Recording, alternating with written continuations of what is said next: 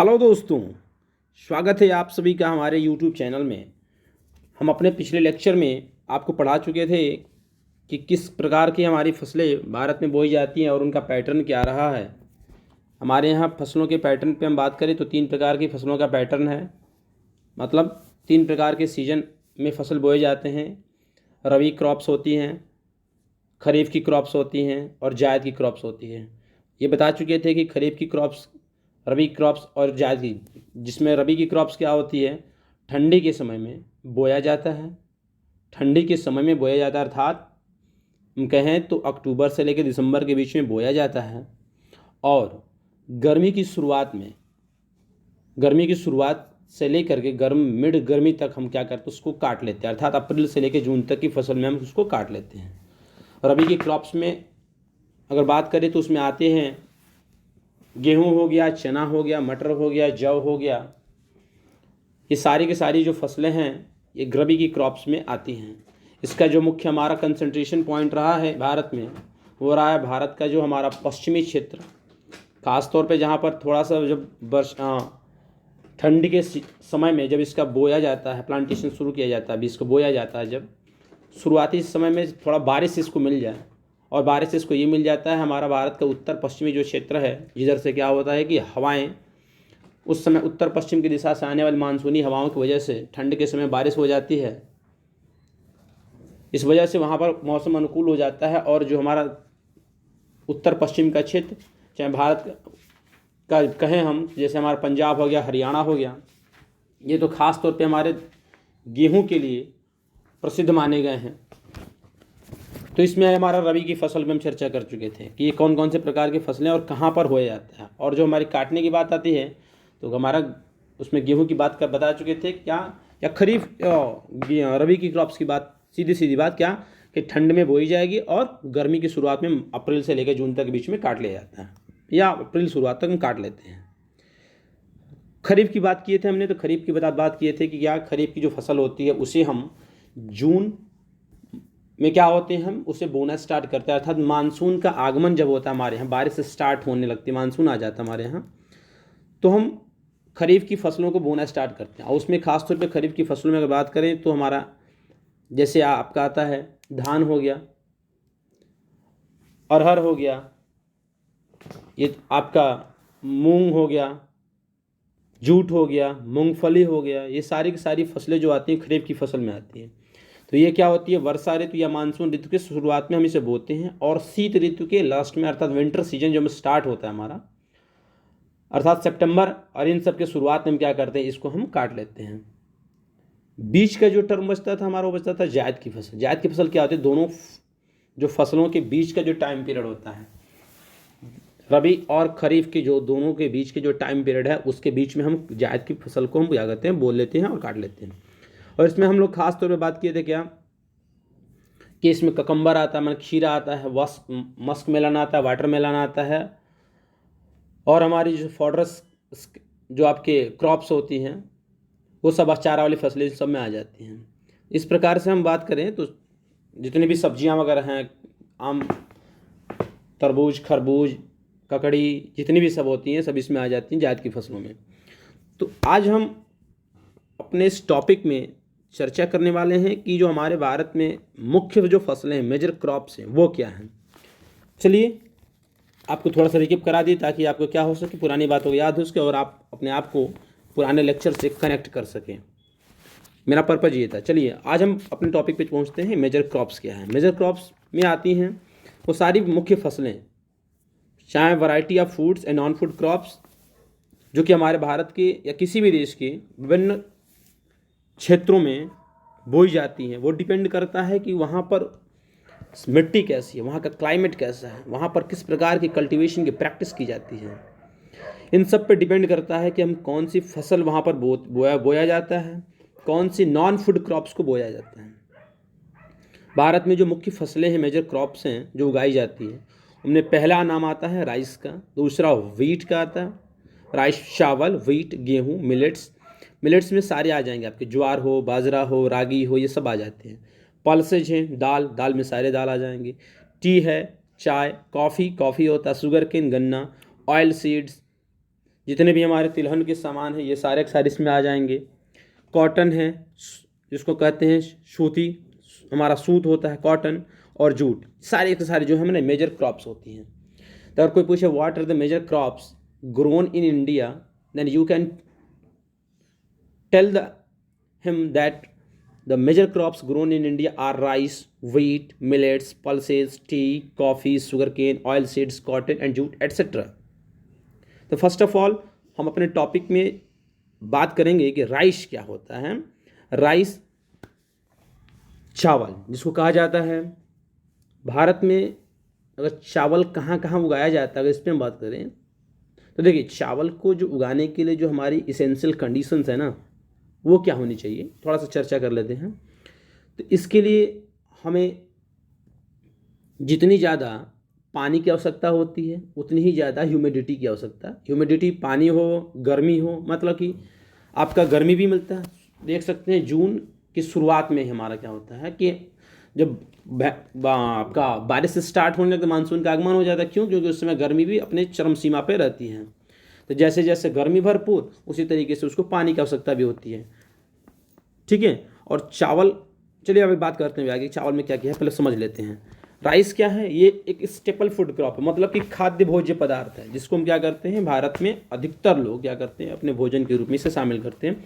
और मुख्य भोजन के रूप में, ध्यान रखें, जो भोजन हम करते हैं अर्थात उसमें भोजन, जैसे एक हमारा फूड क्रॉप्स होता है, एक नॉन फूड क्रॉप्स होता है। तो जो भोज्य पदार्थों में भी हमारा खाने योग्य वाला है, उसमें हम इसको सर्वप्रमुख रूप से प्रमुखता से इसे शामिल करते हैं। और हमारा देश, our country is the second largest producer of rice in the world after China। तो अगर कोई पूछे आपसे कि विश्व में सबसे अधिक चावल का उत्पादन करने वाला देश कौन सा है, तो वो है आपका चाइना। चाइना आपका चावल में भी नंबर 1 पे आता है। तो जो दूसरे नंबर पे कौन आता है, तो वो आता है इंडिया। तो India is the second largest producer of the rice in the world after China. ये अभी मैंने पीछे बता चुका ये कि राइस क्या एक खरीफ क्रॉप है, जिसको क्या होता है, हाई टेम्परेचर, ज़्यादा तापमान ज़्यादा चाहिए उसको। लगभग मान के चलिए क्या कि 25 से ऊपर का चाहिए आपको, मिनिमम 25 से ऊपर, कम से कम ऊपर 25 से ऊपर होना चाहिए। और उतनी ही हाई ह्यूमिडिटी चाहिए, कम से कम जो उसका एनुअल रेनफॉल, वार्षिक जो कहते हैं आपका वर्षा है, वो 100 सेंटीमीटर से ऊपर का बारिश होना चाहिए। जहाँ पर अभी ऐसा तो हो नहीं सकता कि जहाँ पर भरपूर बारिश हो, हमारा क्लाइमेट और मानसून जहाँ पर अच्छी हो, हम केवल वहीं पर उगाएं, तो अन्य राज्यों के लिए क्या स्थिति हो। हाँ, तो यहाँ पर वो हो सकता है कि जहाँ पर अगर लेस प्रेसिपिटेशन होता है, जहाँ पर कम बारिश हो, जहाँ पर हैवी रेनफॉल ना हो, वहाँ पर हम क्या कर सकते हैं, लेस रेनफॉल की कंडीशन में हम वहाँ पर इरिगेशन की जो फैसिलिटी है उसके आधार पर वहाँ पर ग्रो करा सकते हैं। राइस को हम पढ़ चुके हैं कि इसे क्या होता है, इरिगेशन की फैसिलिटी से हम क्या कर सकते हैं, उगा लेते हैं। ठीक है दोस्तों। चलिए राइस को देख सकते हैं, ये क्या फिगर है आपके पास, ये राइस की नर्सरी तैयार हो गई है, इसे बो करके खेतों में लगा दिया गया है हाल ही में इसके। अब जब ये हमारा पक जाता है तो कैसा फिगर बनता है, इसको आप देख लीजिए। Rice is ready to be harvested in the field. अब इसे पक कर तैयार हो गया, अब इसे काटने के तैयार। हाँ, उस समय थोड़ा सा क्या होना चाहिए, जब काटा जाता है उस समय क्या होता है, ठंड की शुरुआत धीरे धीरे होने लगती है और ये फसल काट ली जाती है। ठीक है। चलिए अब बात कर लेते हैं व्हीट पे। तो राइस पता चल गया, राइस क्या है, खरीफ क्रॉप है। उसको क्या चाहिए, हमारा अधिक गर्मी, अधिक पानी और उपजाऊ चिकनी मिट्टी, अर्थात कहते हैं हम आपका ह्यूमस, एलुवियल सॉइल, उसको चाहिए इसको हमारा। ठीक है। और जो इसका जो हमारा जो प्रमुख उत्पादक क्षेत्र कह दें, या हमारा मेन प्रोड्यूसिंग एरिया भारत का कौन कौन सा है, राइस प्रोड्यूसिंग एरिया हमारा, तो उसमें नाम आप जान लीजिए, बता दे रहे हैं आपको।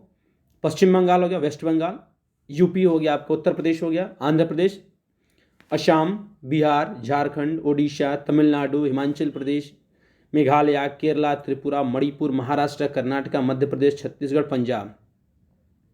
ये सारे के सारे स्टेट्स हैं जहाँ पर बहुत इतना बस आप ध्यान रखेंगे कि जहाँ पर पानी भरपूर मात्रा में मिलेगा वहाँ पर आप ग्रो करा सकते हो। किसको? तो चावल को। हाँ, कुछ अब हाल ही में जो पंजाब और हरियाणा वाला रीजन है, यहाँ पर पानी की सुविधा नेचुरल तो कम होने की वजह से, लेकिन फिर भी वहाँ पर क्या है कि ट्यूबवेल और मॉडर्न इक्विपमेंट्स की उपलब्धता बहुत ज़्यादा होने की वजह से वहाँ पर आज ये क्रॉप्स को उगा लेते हैं बड़े आसानी से, वहाँ भी प्रोड्यूस होता है। ठीक है, चलिए बात करते हैं अपने वीट के बारे में। जो हमारा सेकंड मोस्ट इम्पॉर्टेंट जो सीरियल क्रॉप है वो है हमारा वीट है। ये हमारा मेन फूड क्रॉप है। कहाँ पर?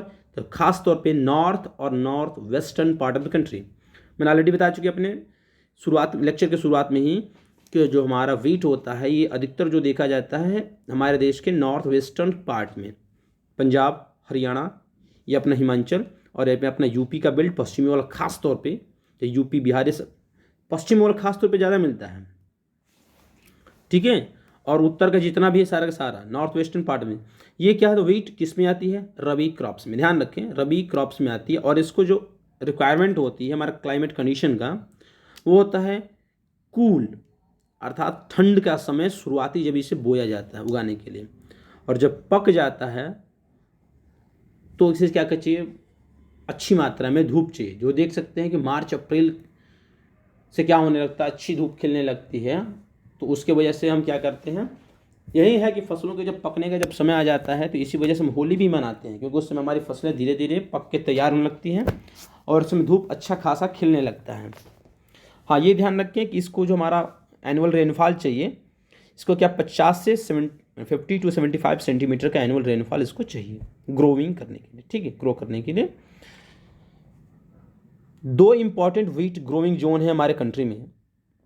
एक है गंगा सतलुज प्लेन, ध्यान रखें, गंगा का ओरिजिन हमारा, और सतलज जो हमारा है, सतलज पंजाब वाले रीजन में बहते हैं, गंगा ये पूरा का पूरा आपका बहते हुए उत्तराखंड से निकलती हुई पूरा पूरा यूपी, पूरा आगे वेस्ट बंगाल, बिहार, झारखंड होते वेस्ट बंगाल से निकल के ये पूरा पूरा जो बेल्ट आपको दिखता है वो सारा का सारा क्या है हमारा गंगा सतलज प्लेन का मैदान नॉर्थ वेस्ट में, और डेक्कन वाले रीजन में जो ब्लैक सॉइल वाला रीजन है उसमें हमारा। और एक इसमें अगर बात करें हम कि कौन सा हमारा स्टेट इसमें ज़्यादा है, तो इसमें आ जाते हैं आपके पंजाब, हरियाणा। लोकेशन देख लीजिए ना, पंजाब नॉर्थ वेस्ट में पड़ता है, हरियाणा नॉर्थ वेस्ट में पड़ता है, उत्तर प्रदेश पड़ा ही पड़ा आपका मिडिल में हल्का सा नॉर्थ में पड़ जाता है, मध्य प्रदेश डेक्कन वाला में आ जाएगा जो ब्लैक सॉइल वाला रीजन है, बिहार और राजस्थान भी हमारा वेस्ट में पड़ता है। और जो अगर वर्ल्ड में बात करें गेहूं के वीट के प्रोडक्शन में, तो इंडिया इसमें भी सेकंड पोजीशन कैरी करता है। और इसमें जो इंडिया में यदि सबसे बोले कि कौन सा स्टेट सबसे ज़्यादा प्रोड्यूस करता है, तो वो करता है UP. Uttar Pradesh is the largest wheat producing area in the India. India का सबसे लार्जेस्ट वीट प्रोड्यूसिंग हमारा स्टेट है। ठीक है, चलिए आगे चर्चा करते। वीट दिखा देते हैं आपको वीट कैसा होता है, ये भी देख लीजिए थोड़ा सा। ये है आपका वीट, मतलब गेहूं की फसल है। अवश्य देखे होंगे आप लोग, ऐसी कोई बात है नहीं, लेकिन फिर भी दिखा देते आगे। जो बाय द वे जो ग्रामीण परिदृश्य से ना हो, कम से कम खेती के बारे में हम जितना फसल देख ले कि हमारा ये है। इसका रियल फ़ोटो आप गूगल कर सकते हैं, देख सकते हैं, लेकिन मैंने जहाँ तक था मैंने आपको ला के दिखा दिया ताकि आपको कुछ एक आइडिया मिल जाए, जनरल परसेप्शन हो जाए आपको। चलिए कुछ मिलेट्स हैं उसको देख लेते हैं। मिलेट्स मतलब समझिए मोटे अनाज, मिलेट्स का मतलब होता है मोटे अनाज। ठीक है, चल मिलेट्स में हम एक देखिए मोटे अनाज में क्या क्या है देख लीजिए। ज्वार है, बाजरा है, रागी है, ये भारत में उगाए जाने वाले इम्पॉर्टेंट मिलेट्स में से एक है। हाँ, ये ध्यान रखिए कि इनको हम कोर्स ग्रेन के रूप में भी जानते हैं। मोटी अनाज मैंने पहले ही कहा रखा था कि ये किसे क्या कहते हैं, कोर्स ग्रेन कहते हैं। लेकिन ये ध्यान रखें कि इसमें जो न्यूट्रिशनल वैल्यू होती है ना, बहुत हाई होती है। They have very high nutritional value.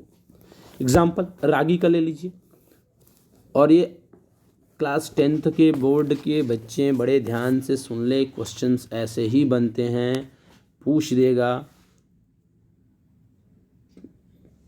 कि following features are related to which crop, और पूछ देगा ए डाल के रिच इन दिस आपका crop have very rich content of iron, calcium and other micronutrients and roughage।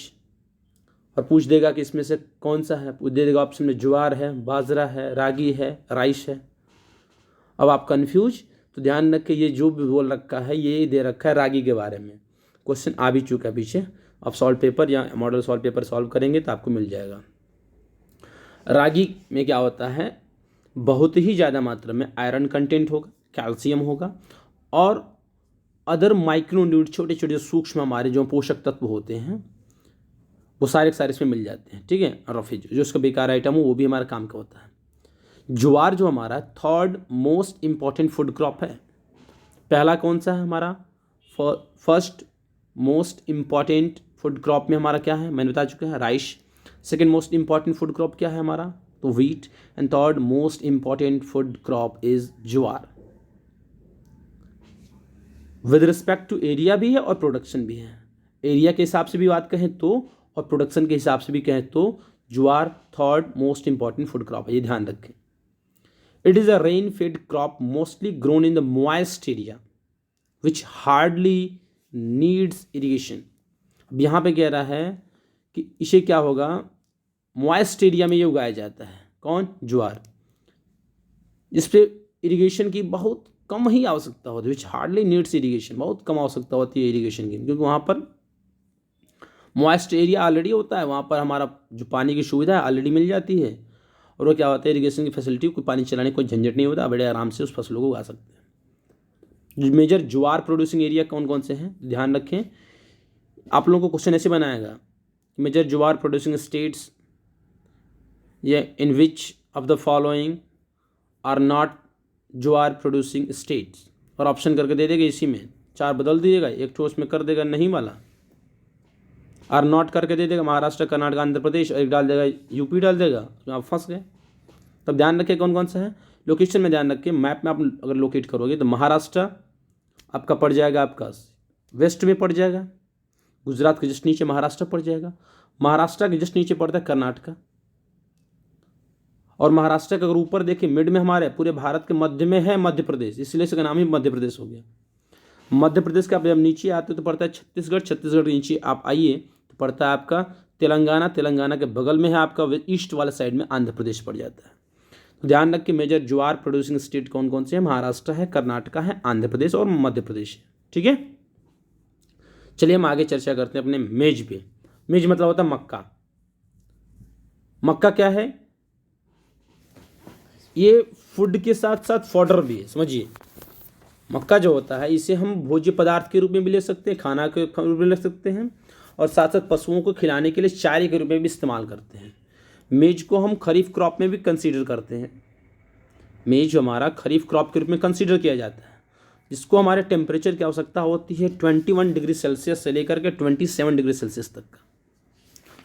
Maize requires temperature between 21 degree Celsius to 27 degree Celsius and grows well in old alluvial soil। alluvial soil आप जानते होंगे कि 2 प्रकार की होती है, एक old और एक न्यू होता है। ओल्ड क्या होता है कि जब alluvial जो हमारी नदियाँ होती है जब अपने साथ सेडिमेंट्स को बहा कर लाती हैं और एक स्थान पर जब छोड़ देती है तो जो हमारा जो सॉइल बन के तैयार होता है alluvial soil कहते हैं। तो उसमें जो हमारी छोड़ चुकी हैं फिर उसके बाद से दोबारा उस पैटर्न में नहीं आती हैं, अब नए रास्ते को अख्तियार कर लिए हैं, न्यू रूट पार ली हैं, न्यू रूट को क्या कर ली हैं, एक्वायर कर ली हैं। तो जो पुराना वाला बच चुका है एलुवियल सॉइल हमारा, उसको ओल्ड एलुवियल सॉइल कहते हैं, हिंदी में उसे कहते हैं आपको बांगर कहते हैं, वो एलुवियल सॉइल होता है। नई वाली को जो न्यू एलुवियल उसको खादर कहते हैं। बट ओवरऑल इस पर आप मत जाइए, ओल्ड एलुवियल सॉइल में हमारा अच्छी तरीके से ग्रो करता है कौन, मेज, और इसे टेम्परेचर चाहिए 21 डिग्री सेल्सियस से 27 डिग्री सेल्सियस तक का। कुछ स्टेट्स हैं जैसे कि बिहार, रबी सीजन में भी उगाया जाता है। तो आपसे कहीं क्वेश्चन बन सकता है कि in which of the following crops are grown in rabi season and kharif season both. इसमें से एक ध्यान रखें, किसका, तो आपका कौन, मेज को अगर मैं ऐसे बात करें कंसीडर करें से किस में करेंगे आप खरीफ के क्रॉप में। लेकिन बिहार एक स्टेट जो कि क्या करता है, वहाँ पर इसको क्या करता है, रबी के सीजन में भी हम उसको उगा लेते हैं।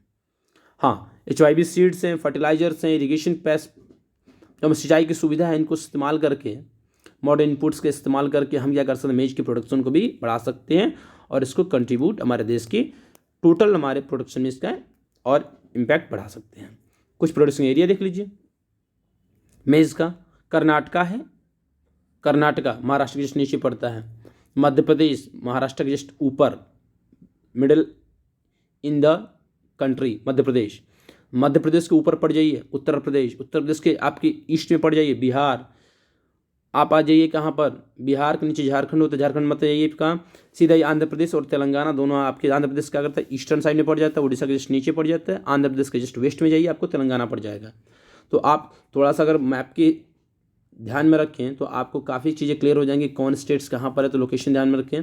जो मेज होने वाला अधिकतर है वो आपका ध्यान रखें, तो कहीं कुछ ध्यान नहीं। उत्तर प्रदेश बिहार अपने ध्यान रखिए, अपने यहाँ बहुत होता है, उत्तर प्रदेश में भी मक्का होता है और आपका बिहार में भी होता है, दो याद रखिए, कोई दिक्कत नहीं। तो यूपी बिहार हो गया, मध्य प्रदेश को याद रखें बीच में हमारा, और इस साइड में आपका कर्नाटका और इधर आंध्र प्रदेश और तेलंगाना। इसमें तो अधिकतर तीन ऐसे याद, यूपी MP और आपका AP हो गया, UP MP AP, Uttar Pradesh Madhya Pradesh Andhra Pradesh. Andhra Pradesh का भाई पहले ही अलग हो चुका अभी हाल ही में, तो आपको तेलंगाना, उत्तर प्रदेश, मध्य प्रदेश और आंध्र प्रदेश तेलंगाना चार ऐसे याद हो गए। और आपको बिहार तो है, है तो उत्तर प्रदेश मध्य प्रदेश आंध्र प्रदेश तेलंगाना, उत्तर प्रदेश के बगल में बिहार है और कर्नाटक अलग से याद कर लीजिए, कोई दिक्कत नहीं है। मेज देख सकते हैं, ये फसलों को क्या कर रही है हमारी, देखिए फसलों को ये पक गया है, इससे तोड़ रही हैं और इसे अपना यहाँ पर गल्ला करके इकट्ठा कर रही थी। मेज कल्टीवेशन है, ठीक है। चलिए बाजरा क्या होता है, वैसे ही बाजरा ग्रो करता है हमारा सैंडी सॉइल में, बलुई मिट्टी में, और जहाँ पर ब्लैक सॉइल भी होता है ना वहाँ पर भी ग्रो करता है, सैलो ब्लैक सॉइल में। अर्थात भरपूर मात्रा में ब्लैक सॉइल ना हो, थोड़ा थोड़ा ब्लैक सॉइल, मतलब कि उसमें कुछ मात्रा उसकी ब्लैक सॉइल की भी मिलती हो, वहाँ पर स्टेट्स बाजरा प्रोड्यूसिंग स्टेट्स में आप ध्यान रखिए। इसी में इसका जो हाईएस्ट प्रोड्यूसिंग जो स्टेट है ना, जो ज़्यादा प्रोड्यूस करता है बाजरा का, बाजरा में ही छिपा हुआ है। बाजरा, रा मतलब होता है राजस्थान, राजस्थान को मान लीजिए फर्स्ट नंबर पे आता है। Major bajra producing states are Rajasthan, Rajasthan के बाद से सेकंड वन आता है अपना उत्तर प्रदेश। तो बाजरा राजस्थान उत्तर प्रदेश, महाराष्ट्र गुजरात और हरियाणा। पहला याद रखें राजस्थान, राजस्थान के नीचे अगर वैसे याद करेंगे तो राजस्थान, आप दूसरा नंबर याद करिए उत्तर प्रदेश को। थर्ड वन पे है महाराष्ट्र, महाराष्ट्र के ऊपर पड़ता है गुजरात, और उत्तर प्रदेश के जस्ट बगल में पड़ता है हरियाणा, ठीक है। उत्तर प्रदेश के बड़ी बगल में हरियाणा पड़ता है, इसको ध्यान रखें।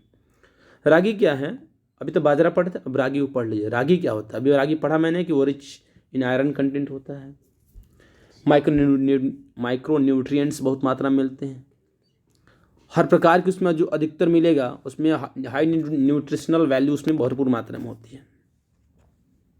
तो रागी कहाँ उगाया जाता है, रागी को एक क्या होता है, एक ड्राई रीजन का क्रॉप है और इसे red, black, sandy, loamy, shallow black soil में इसे ग्रो किया जाता है। मेजर रागी प्रोड्यूसिंग स्टेट्स कौन कौन से हैं, तो कर्नाटका, रागी कहाँ का उगाया जा रहा है, कर्नाटका, तमिलनाडु, हिमाचल प्रदेश, उत्तराखंड, सिक्किम, झारखंड और अरुणाचल प्रदेश। तो ये हमारे कुछ स्टेट्स हैं जहाँ पर रागी को उगाया जाता है। इसके लिए जो हमारे जो रीजन है वो ड्राई रीजन में उगाया जा सकता है। कहाँ पर अच्छी तरह उगाया जाता है, तो रेड हो, ब्लैक हो, sandy, loamy, shallow black soil. States हमारे कौन कौन से, कर्नाटका है, कर्नाटका जस्ट नहीं चाहिए तो तमिलनाडु पड़ जाएगा आपका। हिमाचल प्रदेश सबसे ऊपर ठंडी वाले इलाके, हिमाचल, उत्तराखंड याद कर ले, सिक्किम भी ऊपर हमारा पड़ता है, अरुणाचल भी उत्तर में ही हमारा पूरब में पड़ता है, पूर्वोत्तर के राज्यों में कंसिडर किया जाता है, और झारखंड हमारा एक होता है। रागी प्रोड्यूसिंग एरिया हमारा है, ठीक है। बाजरा को देख सकते हैं, आपको फसल लगी हुई बहुत फर्स्ट क्लास का, देखिए एक नंबर, आनंद लीजिए। चलिए अभी हम आगे आपको अभी और सारे बचा है, इसको हम आगे कंसिडर करेंगे, तब तक के लिए थोड़ा सा विश्राम कर लीजिए, रेस्ट कर लीजिए, अभी आपको फिर से सुनाते हैं।